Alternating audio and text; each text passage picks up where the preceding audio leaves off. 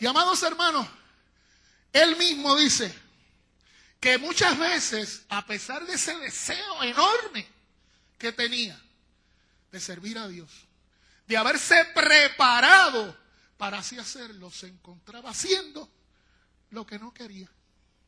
Muchas veces las tentaciones que llegaban a su vida eran más poderosas que su fuerza de voluntad para no ceder a ellas. Y por eso en ese capítulo 7 él plantea que muchas veces las cosas que él quería hacer por Dios no las hacía, porque en la pereza que se manifestaba en su carne posiblemente no estaba el sacrificarse lo necesario para poderlo lograr. Por otro lado, muchas de esas cosas que él sabía que le desvinculaban de ese Dios que amaba tanto, aleluya, tenía que ceder a ellas o terminaba haciendo esas cosas que luego le avergonzaban, que luego le hacían sentirse miserable en su experiencia religiosa, porque hallaba una ley en él, encontraba en él ese estado de condenación del cual él no podía salir. Por eso concluye en ese capítulo 7 de Romanos diciendo: miserable de mí, ¿quién me librará de este cuerpo de muerte? Y luego irrumpe en el capítulo 8 con este grito de júbilo, de victoria. Ahora pues, gloria a Dios, se acabó la condenación. Ya no tengo por qué seguir sintiéndome miserable.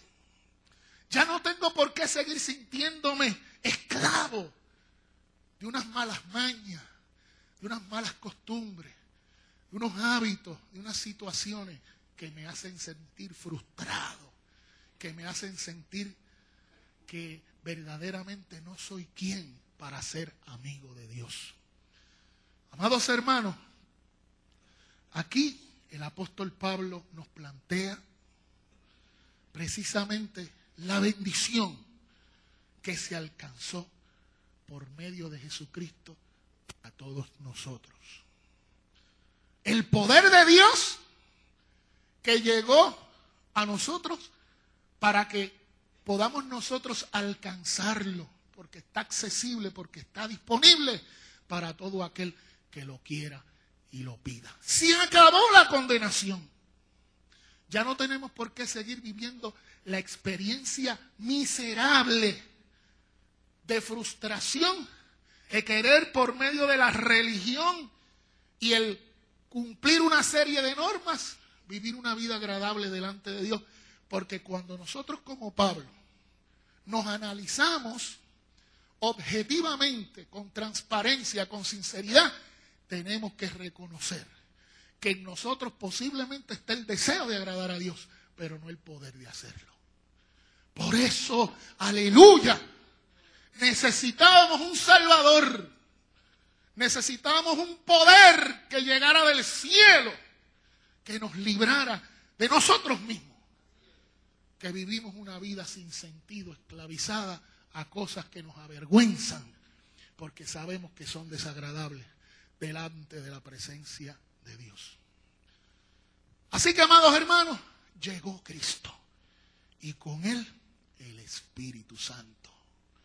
Y entonces, nosotros, al estar en Cristo, porque a eso llegó, a librarnos de la maldición, nosotros ahora podemos experimentar esa vida abundante, esa vida plena, esa vida de calidad, esa vida de libertad, esa vida ungida, esa vida poderosa que se goza en Dios.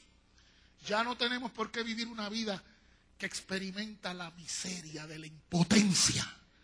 Ahora, por la potencia que llegó de Dios, nosotros también somos poderosos en Él para gozarnos en nuestra salvación. Ahora bien, muchas iglesias han querido convertir el evangelio en una disciplina humana más, en un conjunto de normas, de reglamentos, de un no hagas esto, no hagas aquello, no hagas lo otro, en unas leyes amados hermanos, que en ninguna manera tienen poder en sí mismas para transformar la realidad nuestra. Por eso, alguien dijo que a falta de unción, método. Cuando no hay unción del Espíritu, lo que hay es una retaíla de normas, de reglas, de reglamentos, de leyes. Nos convertimos en unos legalistas secos, sin vida, donde tenemos un enchape de santidad, un enchape de consagración, pero en ese sentido se cumple lo que decía Jesús: sepulcros blanqueados, que por fuera se ven muy santos, pero todavía en el interior moran todos esos esqueletos, toda esa putrefacción que nos hace sentir, cuando somos honestos con nosotros mismos, miserables, y nos llevan a la frustración religiosa. Y hay muchos en el mundo evangélico entre los nuestros que viven la frustración de saber que están fallando. Pero en esa cultura evangélica seguimos nosotros desempeñándonos como buenos religiosos, con muy buenas intenciones, pero sin el poder que se requiere para vivir la vida que agrada a Dios. Amados hermanos, y eso es condenación aún en la religión, condenación aún practicando la vida evangélica cultural. Sanda Makiba Rabashanda. Pero el Espíritu de Dios te invita a reaccionar y a resurgir de la muerte espiritual de la religión y a afirmar como iglesia el don del Espíritu Santo. Samakia Rabashandalaya. Hay vida, y vida en abundancia para aquellos que en Cristo se llenan del Espíritu Santo. El Espíritu Santo se ha derramado sobre toda carne, no para ser un embeleco religioso más o un tema opcional. El Espíritu Santo descendió del cielo a resolvernos el problema de la condenación. Y ya no tenemos por qué ser unos condenados.